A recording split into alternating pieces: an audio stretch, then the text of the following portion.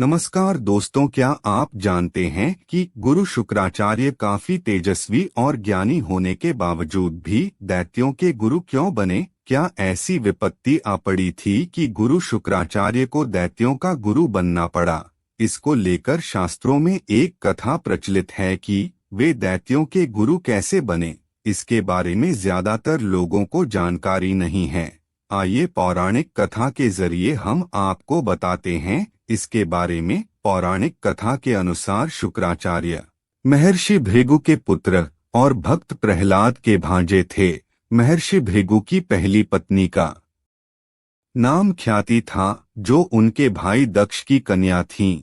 ख्याति और महर्षि भृगु से 2 पुत्र धाता और विधाता उत्पन्न हुए और एक बेटी लक्ष्मी का भी जन्म हुआ। लक्ष्मी का विवाह उन्होंने भगवान विष्णु से कर दिया। दोस्तों, आगे की कथा सुनने से पहले प्लीज चैनल को लाइक और सब्सक्राइब नहीं किए होंगे तो प्लीज कर दीजिएगा। महर्षि भृगु के और भी पुत्र थे, जैसे उष्णस और च्यवन। माना जाता है कि उष्णस ही आगे चलकर शुक्राचार्य बने। शुक्राचार्य का जन्म शुक्रवार को हुआ था, इसलिए महर्षि भृगु ने इसका नाम शुक्र रखा था। जब शुक्र थोड़े से बड़े हुए तो उनके पिता ने उन्हें ब्रह्मा अंग ऋषि के पास शिक्षा के लिए भेज दिया। अंग ऋषि ब्रह्मा के मानस पुत्रों में सर्वश्रेष्ठ थे।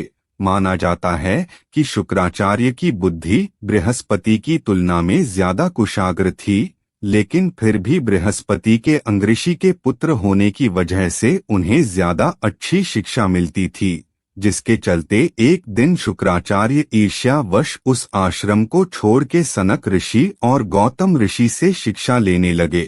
शिक्षा पूर्ण होने के बाद जब शुक्राचार्य को पता चला कि बृहस्पति को देवों ने अपना गुरु नियुक्त किया है, तो उन्होंने भी ईर्ष्यावश दैत्यों के गुरु बनने की मन में ठान ली। तभी से गुरु शुक्राचार्य दैत्यों के महान गुरु बन गए। लेकिन उसमें सबसे बड़ी बाधा यह थी कि दैत्य हमेशा देवों से पराजय होते रहे। इसके बाद शुक्राचार्य मन ही मन ये सोचने लगे कि अगर वह भगवान शिव को प्रसन्न करके उनसे संजीवनी मंत्र प्राप्त कर लेते हैं तो वह दैत्यों को विजय दिलवा सकते हैं। इसके बाद उन्होंने भगवान शिव की कठोर तपस्या शुरू कर दी। उधर देवों ने मौके का फायदा उठा के दैत्यों का संहार आरंभ कर दिया। शुक्राचार्य के तपस्या में जाने के बाद दैत्य उनकी माता के शरण में चले गए। ख्याति ने दैत्यों को शरण दी और जो भी देवता दैत्य को मारने आता, ख्याति उसे मूर्छित कर देती या फिर अपनी शक्तियों से लकवाग्रस्त कर देती। ऐसे में दैत्य बलशाली हो गए और धरती में पाप बढ़ने लगा। तब धरती पर पुनः धर्म की स्थापना के लिए भगवान विष्णु ने शुक्राचार्य की मां और भृगु ऋषि की पत्नी ख्याति का सुदर्शन चक्र से सिर काट दिया। विष्णु भगवान ने दैत्यों का संहार कर देवों की और इस जगत की मदद की। जब इस बात का पता शुक्राचार्य को लगा तो उन्हें भगवान विष्णु पर बड़ा क्रोध आया और उन्होंने मन ही मन उनसे बदला लेने की ठान ली। वो एक बार फिर भगवान शिव की तपस्या में लीन हो गए और कई सालों की घोर तपस्या के बाद भगवान शिव ने उन्हें संजीवनी मंत्र दे दिया। फिर शुक्राचार्य ने दैत्यों के राज्यों को पुनः स्थापित कर अपनी मां की मृत्यु का बदला लिया। ऐसा माना जाता है कि तब से शुक्राचार्य और भगवान विष्णु एक दूसरे के शत्रु बन गए। लेकिन ये कथा यही समाप्त नहीं होती। उधर महर्षि भृगु को जब इस बात का पता चला कि भगवान विष्णु ने उनकी पत्नी ख्याति का वध कर दिया है, तो उन्होंने भगवान विष्णु को श्राप दे दिया कि उन्होंने एक स्त्री का वध किया है, इसलिए विष्णु को बार बार पृथ्वी पर मां के गर्भ से जन्म लेना होगा और गर्भ में रहकर कष्ट भोगना पड़ेगा।